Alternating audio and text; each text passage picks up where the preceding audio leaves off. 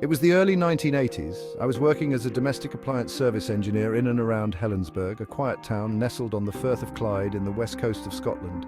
My days were filled with the familiar hum of washing machines and the comforting aroma of freshly brewed coffee, courtesy of faulty automatic washing machines and dishwashers, dryers, and a host of other faulty home appliances. Oh, I almost forgot. The endless supply of biscuits always on offer with the coffee, my expanding waistline testament to the welcoming generosity of the people I had the good fortune to meet. That expanding waist was not so well received by my better half. But little did I know, fate had an extraordinary encounter in store for me, one that would introduce me to Lady Cunningham Graham, living in Ardoch House, a grand Victorian villa lying between Cardross village and the town of Dumbarton. One ordinary morning, amidst the usual stack of job dockets, one caught my eye. I saw the name Lady Cunningham Graham. I'd never heard of her, but then I had never repaired anything belonging to the aristocracy. This was going to be different. And I thought it would be an interesting change to be in the presence of a titled lady. Climbing into my old washing machine of a van, my Daihatsu with its 550cc twin-cylinder engine and a top speed of 55 miles per hour. I headed for Cardross, then onto Ardoch House, which lies on the right, a few hundred yards from the Dumbarton welcome sign. I turned down the narrow, tree-covered driveway and onto Ardoch House. A late Victorian villa came into sight. I parked the van and, collecting my tools, made my way to the door, and I pushed the old-fashioned bell push, listening to the sound of a traditional doorbell tinkling somewhere in the house. While waiting for the door to be opened, I wondered, what would Lady Cunningham Graham be like? My mind was flooded with old 1930s monochrome film stereotypes. The haughty, arrogant aristocrat with a superiority fixation, the sweet old Agatha Christie, Miss Marples, and so on. My thoughts were interrupted by the sound of approaching footsteps. Ardoch House was an imposing Victorian mansion with a solid oak door behind which the clicking sound of approaching footsteps grew louder and closer. The door swung in silently to reveal an elderly lady quite different from anyone I had pictured. Lady Cunningham Graham was slim, medium height, beaming a friendly smile, welcoming me in a polite, well-spoken voice, with no trace of many of my imagined stereotypes from the 1930s. Her welcoming greeting, after reassuring herself that I was the engineer she was waiting for. Lady Cunningham Graham was a woman of indeterminate age, her silver hair swept back elegantly, her piercing eyes sparkling with intelligence and a hint of mischief. I was relieved she was charming, warm and welcoming. She greeted me with a warm smile and a welcome in, her voice a melodious blend of Scottish brogue and aristocratic English. Come in, she beckoned, ushering me into an elegant period hallway adorned with classical oak panels, portraits, and a few tasteful photographs and paintings of the Scottish landscape. The washing machine, you see, has decided to stage a rebellion.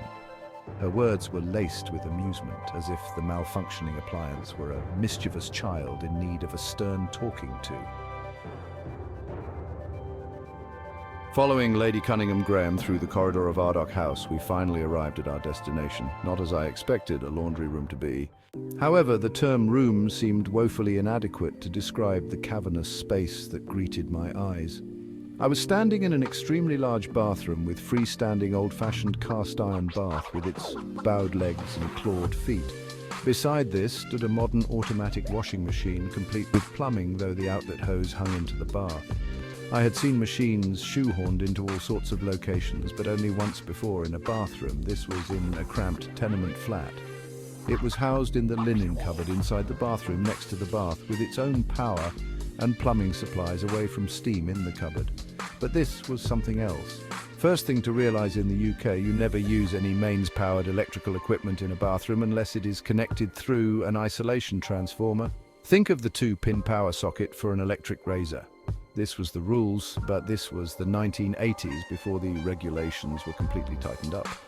As I stood there thinking, should I go or should I stay? Well, not those words, but certainly my sentiment. Lady Cunningham Graham saw my dilemma and said, "There has been a washer here for years, working safely without trouble. And this one was fitted by your manager," quoting his name. I had a dilemma, but she also insisted this bathroom was never used except as a convenient laundry room, as it was too inconveniently situated for use as a bathroom. I realized I hadn't noticed there was no other bathroom accessories in the room. It had only the washer, a laundry basket, WC and wash hand basin. It was now just an oversized laundry room.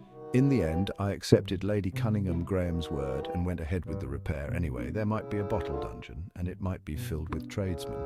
Unfortunate enough to have disagreed, I thought to myself with a smile as I carried out my standard safety checks and observations before even applying power. As I worked, I chatted to her, asking her to describe her problems, smell, noises, leaks, etc. This is far more effective because the customer who uses any appliance on a regular basis and knows the everyday sounds and actions of a machine working normally, even the slightest change is usually picked up, often before any serious problems occur. The customer has proved to be, in most cases, the most effective fault-finding tool in my arsenal. Even without knowing anything about the engineering details, they often put me onto the problem from our chat, thus speeding up my fault-finding procedures. This time, as we were well away from the kitchen with no tea or biscuits to distract me, the repair was completed with no stops for a sip of coffee or bite of biscuit. But Lady Cunningham Graham was an amazing person with a wealth of tales on people and places I would never see or meet. As we chatted in the echoing room, I learned lots of interesting anecdotes from her life and about the family ancestors, one of whom was responsible for the building of Ardoch. With the washing machine successfully subdued and under test it ran smoothly with no odd noises, smells or leaks, I carried out my final checks before putting my tools away and completing my paperwork. I was ready to leave and said my goodbyes before heading to the door. Lady Cunningham Graham insisted I join her for a cup of tea in the kitchen. If the laundry room had been impressive, even if still a bathroom, it was quite something. The kitchen was truly awe-inspiring. Its high ceilings, adorned with ornate moldings, seemed to stretch up into infinity as we sipped our tea, plus the biscuits, of course. As I relaxed, taking in my surroundings, my attention was drawn to the giant walk-in inglenook fireplace. It was a remarkable feature above which there was a photo or possibly a painting, I wasn't sure, but it was impressive. I was looking at a long, narrow, black and white panoramic photograph, or was it a painting? It spanned the entire width of the inglenook. It was possibly 10 feet. In length, it depicted a sprawling seascape with turbulent sea, storm-streaked sky and frothing waves. I needed to know, was it a painting or a large panoramic photograph composed of multiple images similar to those generated by revolving panoramic cameras, taking one exposure every few seconds as it turned.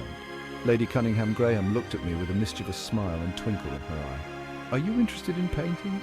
she asked. Of course I was. I'd gained my higher art at school many years ago. And though I rarely even drew anymore, I loved all forms of art with a passion, or not so much abstract, and I replied yes. Still with her mischievous smile, she asked, "Would you like to see my paintings?" I, thinking to humour a nice lady's offer to show what I expected to be examples of her own watercolours, again replied yes. I noticed the, if anything, more mischievous smile on her face while we chatted about Ardoch House and its history. Our tea finished, Lady Cunningham Graham led me to her lounge, though lounge does not do it justice. We entered a room bathed in soft natural light, its walls adorned with an impressive collection of portraits. These, she announced with obvious pride, are paintings of the family ancestors, many painted by Joshua Raeburn. Each painting was a full-length portrait reaching almost from ceiling to floor of ladies and gentlemen in finery from a bygone age, white-powdered wigs, richly coloured silks. She pointed out each individual with a mixture of pride and amusement, recounting their exploits and accomplishments. There were politicians, military heroes, and even a renowned botanist. I learned her late husband had been the godfather to King George VI, and the current Prime Minister at that time, Margaret Thatcher, always made a point in visiting Ardoch House any time she was in Scotland. These weren't her personal paintings, they were portraits of her ancestors. I was flabbergasted. It was like stepping back in time, surrounded by the ghosts of generations past. I'd never seen a Raeburn painting outside an art gallery, yet here in one room I was faced with so many original works of art by one of the nation's masters. This was far from my run-of-the-mill service calls. It was a rare gift to me from a person steeped in her family traditions and history. As I stood there transfixed, I was given a brief history of each family member depicted in these paintings. by someone with an intimate knowledge who took great pleasure in freely giving me this insight into the family and its history. Returning to the hallway, Lady Cunningham Graham showed me a small, what I took from across the hallway, to be a watercolor sketch slightly larger than an A4 portrait. It was a caricature rendered in bold strokes of charcoal and ink of a rugged-looking man in a wide-brimmed hat and flowing poncho. His face, weathered by the elements, was creased into a mischievous grin. "Ah, that's the Gaucho," Lady Cunningham Graham explained, noticing my interest. "My great-uncle William. He ran away to South America as a young man and became something of a legend. He even built this house, referring to it in a letter as a small cottage on the Clyde estuary." She went on to tell me tales of his adventures, his daring exploits, and his unwavering spirit. As time went on, I often thought of Lady Cunningham Graham and how she welcomed me into her home and shared a glimpse into her ancestors.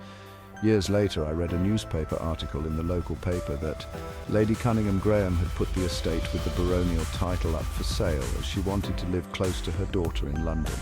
For years after, with my mind occasionally thinking of the remarkable lady, wondering who was the new owners of Ardoch House and the baronial title, I couldn't help but wonder what had become of the grand old estate and its treasures. Writing this story with the help of ChatGPT, I discovered that the new owner was a Dr. Tommy Mackay, a renowned art collector and historian. Dr. Mackay, recognizing the historical significance of Ardoch House, had purchased the property with the intention of preserving it for future generations.